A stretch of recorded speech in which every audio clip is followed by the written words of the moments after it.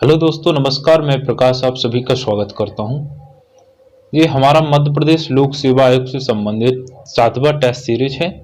Daily wise हम test series दे रहे हैं, आप लोगों तक पहुंचा रहे हैं। और मध्य प्रदेश से संबंधित जितने भी एग्जाम्स होंगे इस टेस्ट सीरीज के अंतर्गत कवर होंगे, चाहे वो MPSI हो, मध्य प्रदेश MPPSC हो, या पुलिस हो, फॉरेस्ट गार्ड हो, जेल प्रहरी हो, संविदा वर्ग 1, 2, 3 और समस्त प्रकार के एग्जाम्स हो, चाहे पटवारी हो, किसी भी प्रकार का एग्जाम्स हो, किसी भी प्रकार के एग्जाम्स की आप तैयारी कर रहे हो तो यहाँ से आप कवर कर पाएंगे उसको।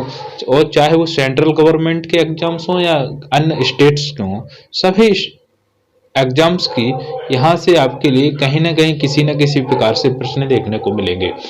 तो हमारा टेस्ट सीरीज नंबर 7वां है। इसका पहला प्रश्न है आज का, नर्मदा जल विवाद के निराकरण के लिए नर्मदा जल विवाद अभिकरण का गठन कब किया गया है? ऑप्शन ए 10 अक्टूबर 1996, ऑप्शन बी 3 अक्टूबर 1996, ऑप्शन सी 9 अक्टूबर 1996, ऑप्शन डी 6 अक्टूबर 1996। इसका उत्तर है विकल्प डी। इसका उत्तर होगा विकल्प डी, यानी 6 अक्टूबर 1996। 6 अक्टूबर 1996 को क्या किया गया? नर्मदा जल विवाद अभिकरण निवारण का गठन किया गया। तो यहाँ पे मध्य प्रदेश, गुजरात, महाराष्ट्र एवं राजस्थान के मध्य नर्मदा जल विवाद के निराकरण के लिए भी बी रामास्वामी तथा डॉक्टर अंसारी की अध्यक्षता में 6 अक्टूबर 1996 को नर्मदा जल विवाद अभिकरण का गठन किया गया था। 12 दिसंबर 1979 को चारों राज्यों के लिए साई भजन आश्रितता पर आधारित जल वितरण किया गया, जिसमें 28 मिलियन एकड़ फीट जल क्रमशः गुजरात के लिए 9.0 एंड मध्य प्रदेश के लिए 18.25 एंड महाराष्ट्र के लिए 0.25 तथा राजस्थान के लिए 0.50 प्रदान किया जाता है। अगला प्रश्न है, मध्य प्रदेश की सबसे बड़ी नदी घाटी परियोजना के रूप में किसे जाना जाता है? ऑप्शन ए नर्मदा घाटी परियोजना, ऑप्शन बी चंबल घाटी परियोजना, ऑप्शन सी है बाण सागर परियोजना, ऑप्शन डी है संजय सरोवर परियोजना। तो इसका उत्तर होगा आपका विकल्प ए। ओके, विकल्प ए मतलब नर्मदा घाटी परियोजना। तो नर्मदा और उसकी सहायक नदियों पर निर्मित नर्मदा घाटी परियोजना क्रियान्वित किया गया, जो भारत की 5वीं तथा मध्य प्रदेश की सबसे बड़ी परियोजना है। नर्मदा घाटी परियोजना मध्य प्रदेश, गुजरात, महाराष्ट्र एवं राजस्थान की संयुक्त परियोजना है, जिसके अंतर्गत 39 बृहद और 135 मध्यम तथा 3000 लघु सिंचाई परियोजनाएं प्रस्तावित हैं। अगले प्रश्न की बात करें, प्रश्न नंबर 3 है, मध्य प्रदेश के किस जिले में अवलिया सिंचाई परियोजना का निर्माण प्रस्तावित है? Option A Ujjain, option B Raisen, option C Khandwa, option D Betul. उत्तर है इसका विकल्प सी। विकल्प सी मतलब खंडवा। ओके, तो इसकी बात करें व्याख्या की, तो अमलिया सिंचाई परियोजना मध्य प्रदेश के खंडवा जिले में प्रस्तावित है।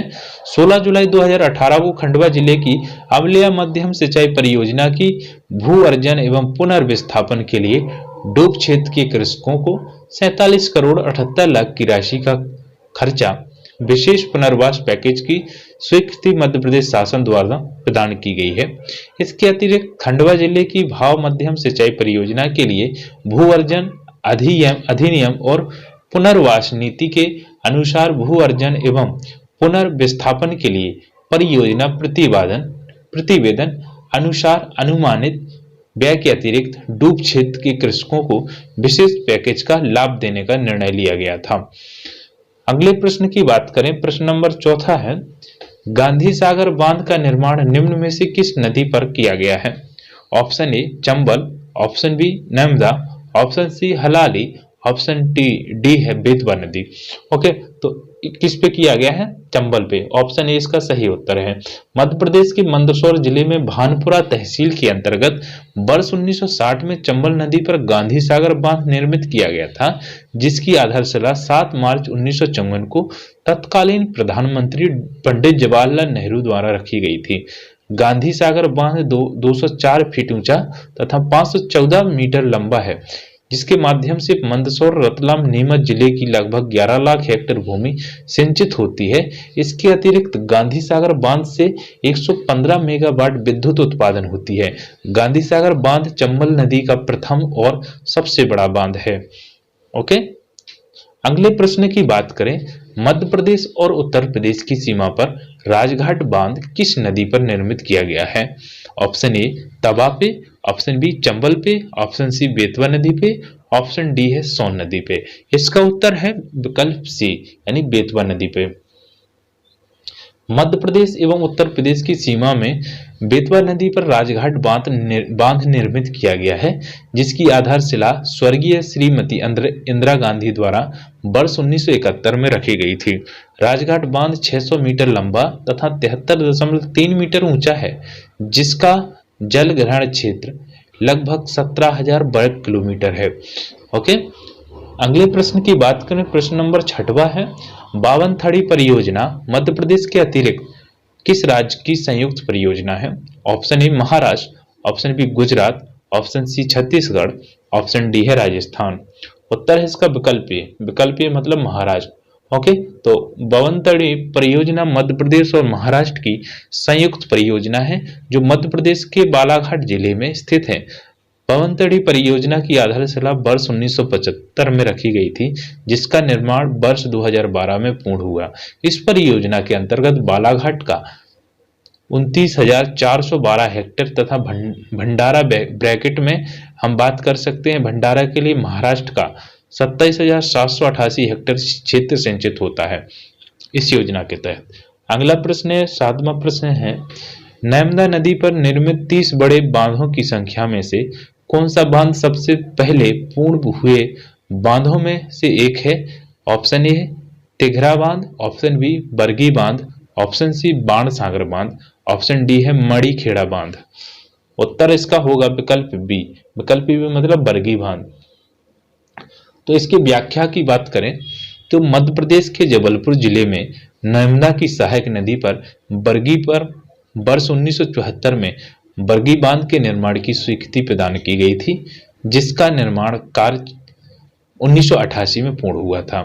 बरगी बांध नर्मदा पर निर्मित 30 बड़े बांधों में से एक सबसे पहले निर्मित होने वाला बांध है, जो 69.8 मीटर ऊंचा तथा 5.36 किलोमीटर लंबा है।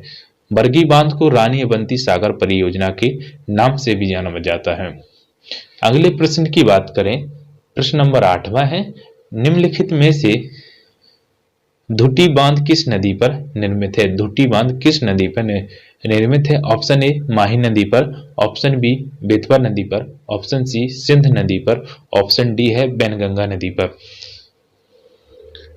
तो उत्तर है इसका विकल्प डी यानी बैनगंगा नदी पर।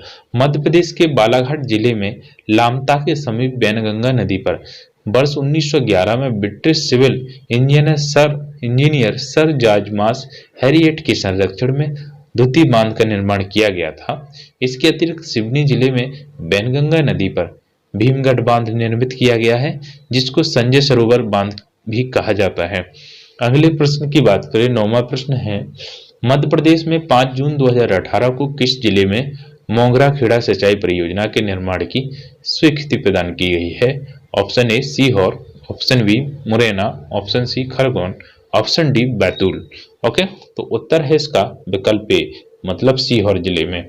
मध्य प्रदेश में 15 जून 2019 को सीहोर जिले की सनकोटा सिंचाई परियोजना की स्वीकृति प्रदान की गई, जिसमें सिंचाई क्षेत्र 5,000 हेक्टेयर के लिए 154 करोड़ 85 लाख प्रदान किए गए हैं।